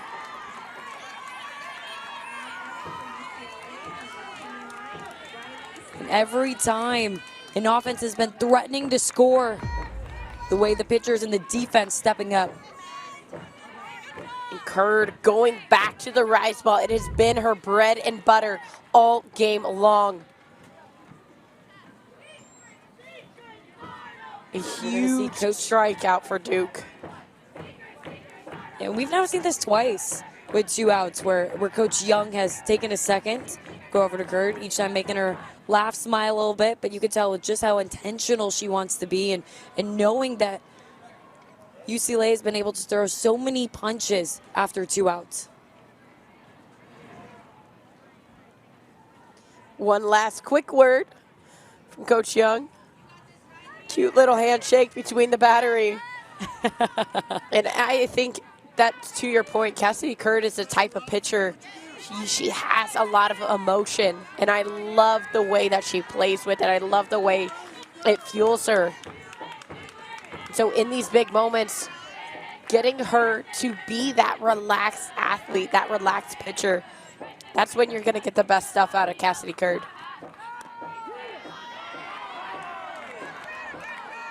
Able to deliver the first pitch strike.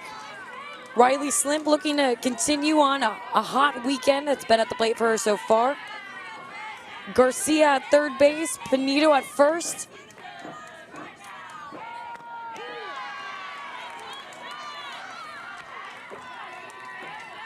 Timeout wasn't just to relax Cassidy Curd, but also last at bat, Riley Slimp had an absolute laser that was caught. A little bit of strategy. This is pitcher Cassidy Curd.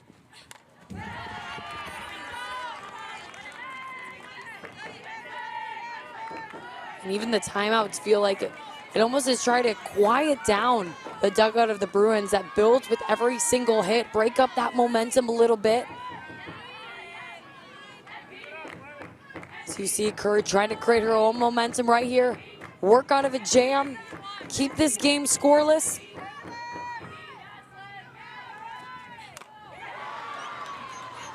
This one sent to left field, but able to make the catch. It's Burgess, and this game stays scoreless, heading into the 7th.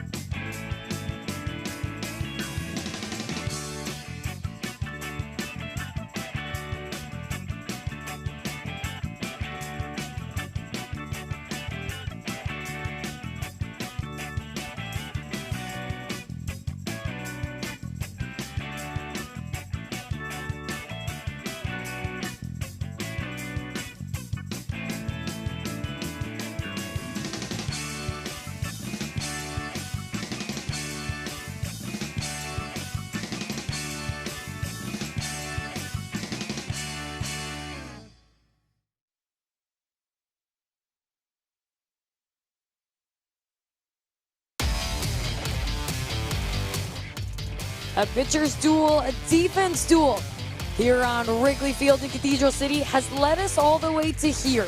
The top of the 7th inning scoreless against two top 10 ranked teams. Both finished their season at the highest level at the Women's College World Series. And now back for some great softball. We got all of our furry friends, everybody tuned in as we wait to see which lineup can crack the code first. Now batting for Duke, number 5, Amaya Burgess. I mean, that is the key. I look back to the 5th inning, both of the teams started to get some more hits, get their runners on, the contact, the exit velo starting to increase. But even as they started to figure that out, the defense, talk about stepping up both sides, diving plays, big time strikeouts by both of these pitchers. Even during break, the two of us were saying, how fun is this?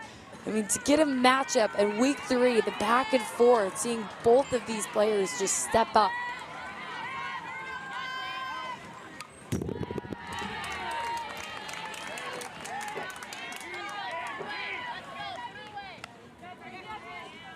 We just saw Burgess make the catch on this one.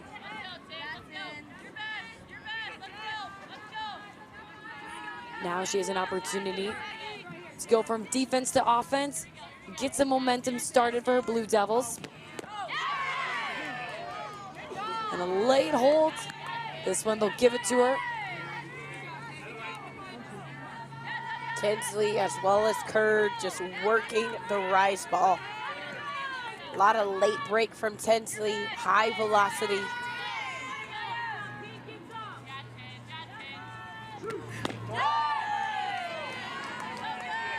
After going upstairs, how many times worked in that drop ball? It was a pretty pitch. Taylor Tinsley with 6 strikeouts so far this game. She has just been absolutely dealing. It has been just a masterclass to watch these two pitchers go back and forth. After getting a quick 2, Burgess has brought this count back to full. And Duke, the last 2 innings, they've been able to get the leadoff on, create some momentum, stifled in the end.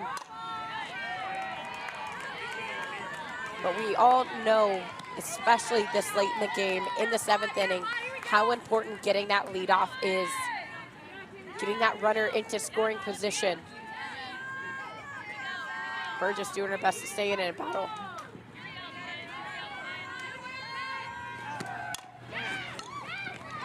Sends that one into motion with the backhand play. Pola saves that one from going up the middle. Now batting for Duke, number 24, Savannah Pola being able to feel that, her momentum and energy taking her up the middle. Watch the way she plants on that back leg and just turns and rotates that body. A lot of speed with Burgess and the way that she was able to make that one look easy.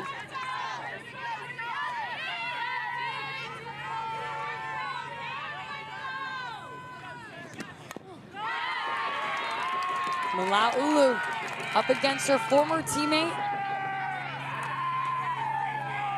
Coach Young tried to recruit her out of high school, didn't get her then. Was more than thrilled to be able to get her in her last victory lap around.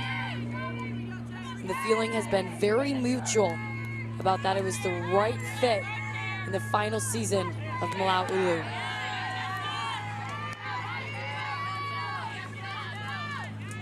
And these two, this is a matchup that they have probably seen countless times as teammates at UCLA, practice live. This time stakes are a little bit different. You can see Tinsley working that inside half, offsetting it. And this time the matchup will go to her. Malaulu legs it out to second base. Now batting for Duke, number 25, Jada Baker. The patience to not go in to that inside pitch, wait for that outside one, drive it.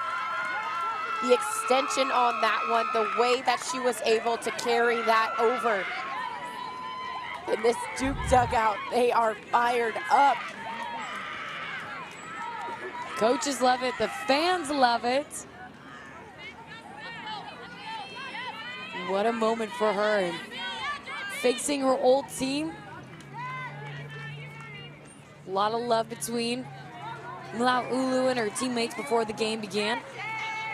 Now with an opportunity for Baker with a runner in scoring position.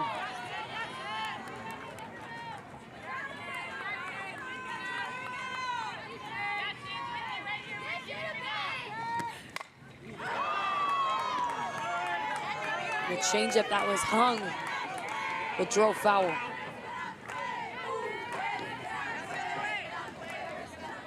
We've seen Duke be in this position the last 2 innings. They started off hot, got that runner in scoring position early, but clutch defense. Great pitching from Tinsley. They've been shut down.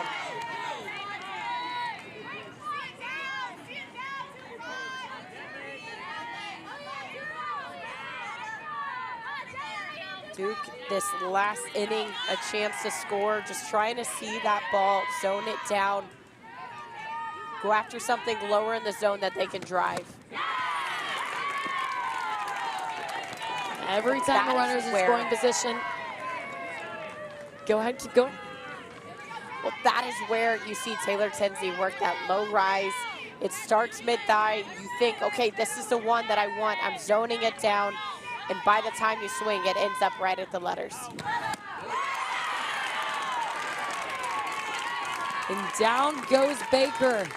Every time a runner's been in scoring position, we've seen the pitchers elevate their game. As Tinsley collects her 7th strikeout. Just like that, the Bruins back with 2 outs.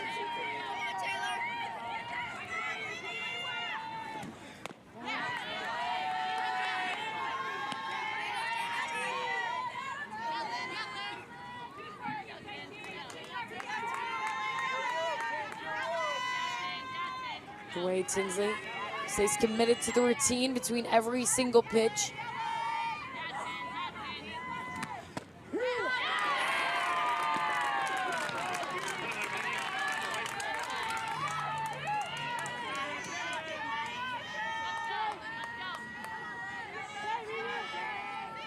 Coach Young looks to be the first to take down the Bruins at this tournament. Since the Bruins lost on Saturday in Clearwater, Virginia handled them their only loss this season. Otherwise, they've been nearly perfect. They've been in pitching duels. They've been in slugging contests.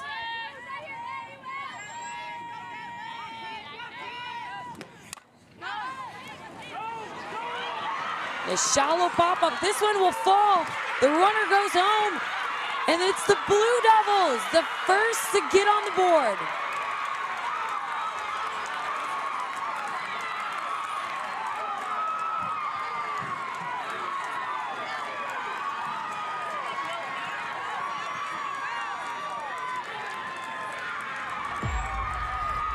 This one, defense is so important. We've seen them come in clutch. It's a great pitch by Taylor Tinsley. But you could see both of the middles chasing after this one. It just looks like that convergence, that dreaded Texas leaguer that lands in no man's land. But let's talk about that slide by Tessa, being able to get that hand in there, avoid a tag. And Duke, they have been knocking on that door for the last 2 innings, haven't been able to figure it out. And that is where in innings 6 and 7, anything can happen. Wasn't the best hit in the world, wasn't the best situation, but at the end of the day, you have to get the run across, and whatever way it happens is whatever way it happens. And Duke, they draw first blood here in the top of the 7th. As hugs all around in the dugout. And Terrell will enter the game at second base as a pinch runner. And not before the Bruins close the door on the momentum. But the Blue Devils now up by 1. And UCLA down to their final 3 outs to try to match it.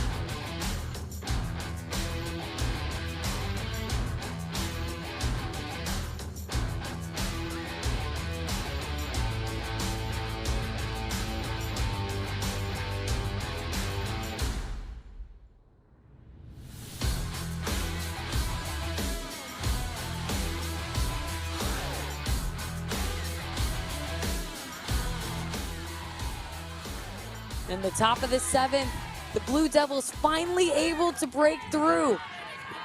And now you have the Bruins on the rope of their last 3 outs.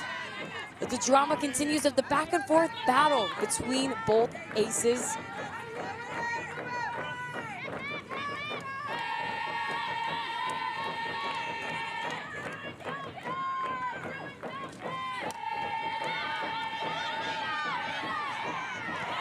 Now it popped up in the air, and Vega tracks it down. Out number 1 for Duke. One thing I wanted to see is this bottom half of the UCLA lineup create a little bit of chaos. You've seen them turn the lineup over every single time. And entering to pitch hit is Megan Grant, a staple piece of this Bruins lineup. Hasn't been in the last few games, just getting her back to 100% healthy.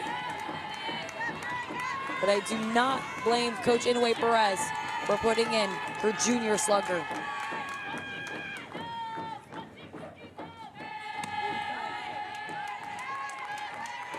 In UCLA, they are no stranger to 7th inning heroics. They've proven that they can work through a game 1 through 7, continue to score, but also whenever the game is on the line, they have that experience. They know how to win.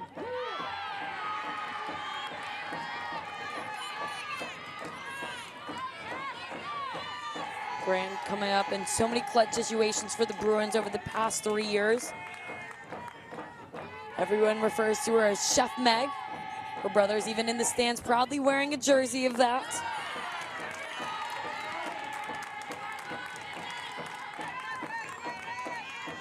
Right now, Chef Meg trying to cook something up for the Bruins. I love how you took that one I and came ran up with that one on the spot, yeah. That was Pretty good. proud. Hitter's advance count. Just like that, Grant finding herself in a good situation.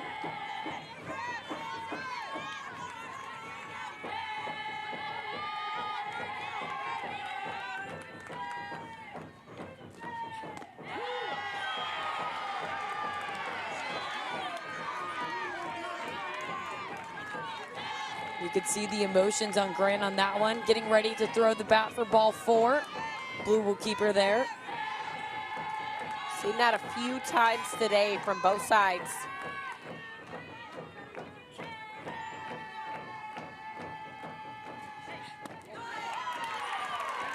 And this time, she'll get it. Now batting number 55, Caitlin Terry. Saw her come in to pinch hit last game. Same thing happened. Everybody knows Megan Grant, she has that power.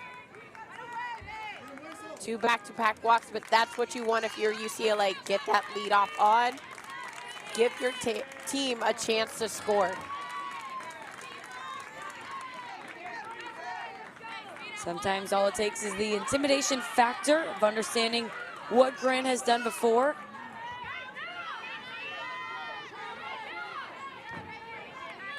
The Bruins now have a board. The tying run at first base. Austin into pinch run.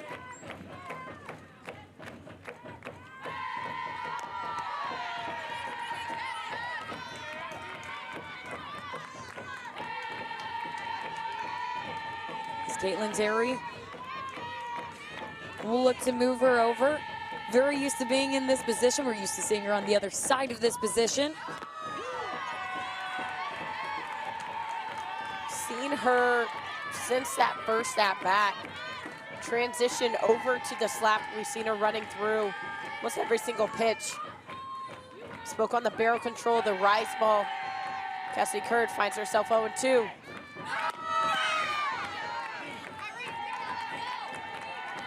Getting ready for the excitement was Curd. That one temporarily hold off.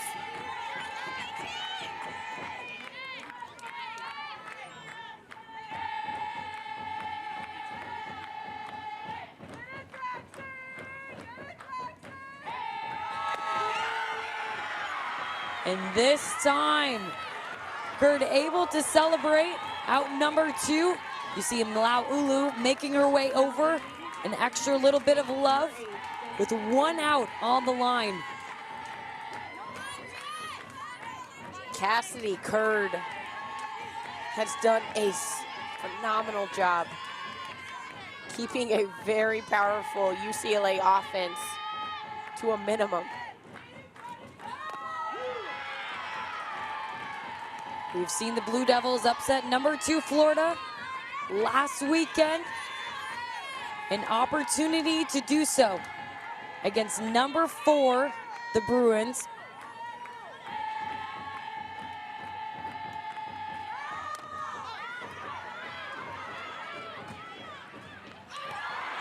And making the catch. What a way to end what's been a terrific back and forth ball game. And the celebrations begin for Burgess flying through the wall to capitalize on what will be one of the biggest wins of the Blue Devils season. The ranked The pitcher's duel. The diving catch. I mean, this is phenomenal. The full out effort that you see right there from Burgess, tracking it down, knowing the fence is coming, and then sticking to it. Not only does she have to hang on to this ball, she has a chair flying on top of her. It is madness. But this is what you dream of as an outfielder. You want to make this catch. And the celebration really does showcase it all. What a game for the Dukes. The perfect cherry on top for the Blue Devils, led by Cassidy Curd, who threw 7 innings, had 5 strikeouts, only gave up 4 walks, and gave up 0 earned runs to his Bruins team that was rolling through this tournament. And it was the defense behind her who stepped up every part of the way as the love continues in the celebration. But the performance that we saw on both ends, Nicole, a lot of great softball was just played.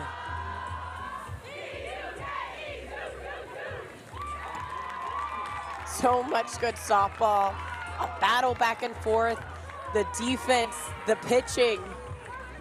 But if I had to highlight anything, it was the clutch moments. We saw so many back and forth between both Duke and UCLA, just stepping up whenever your team needed you the most.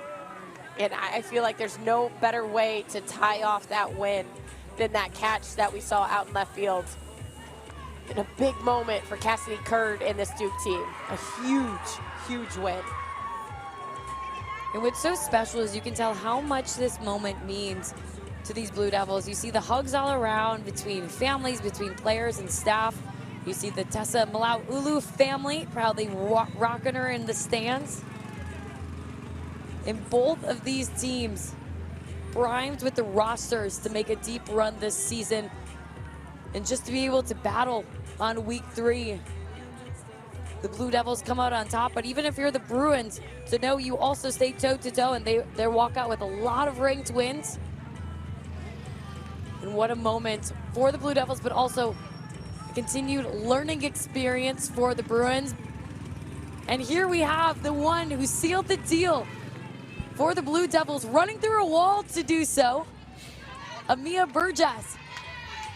Walk us through what went through your mind when you realized you hung on to that ball for the last out of the game. Oh man, I had to, like, when I did the handstand, it was like falling out, and I was like, please, God, please, I cannot lose this ball. But it was amazing. You know, you train for this. We do wall drills all the time, so I'm just glad I was able to hang on and we were able to get this win. Whenever y'all were able to score that first run in the 7th inning and then come back out on defense, knowing that it was locked down, what was going through your mind whenever y'all ran out on defense for that last time? Yeah, we talk about being together a lot. So obviously I play for Cass, I play for the 8 other girls on the team, the people on the bench. And so we kept it simple, kept it routine, and we play together. That's the motto for Duke Softball. And right now we are seeing a clip of your family cheering after that win. We saw a lot of hugs in the dugout, a lot of hugs from your family. What does this moment just mean for you and the rest of this team? You know, we feel like we have this target on our backs where people still doubt us, people still don't believe in us. And I said it before and I'll say it again, Duke Softball is here and we're here to stay. We're here to compete and we're here to win. Okay, you said you've practiced this before. Have you ever thought that you were going to make the game-ending catch with the handstand, with the chair flying over you? Have you ever thought about those moments like that as an outfielder? You think about them, and they're a little scary, but once they happen, they're just so special. You know, this is what we live for. Last line of defense, you have to have grit, you have to be tough, and you have to believe in yourself. And that's what an outfielder is made of. Willing to put your body on the line. Maya, thank you for spending the time with us today, and go ahead and go celebrate with your team. Thank you so much. Go Blue Devils. Blue Devils cap off a win to end their time here at the Mary Nutter Collegiate Classic, and it lived up to all of the hype, going down to the final inning and the final out of tremendous softball. And stay right with us, because as we come back, we have 2 more games left here at the 21st Mary Nutt Collegiate Classic. From myself, Sydney Supley, and my partner, Nicole Mendez. We will be back shortly with more great softball.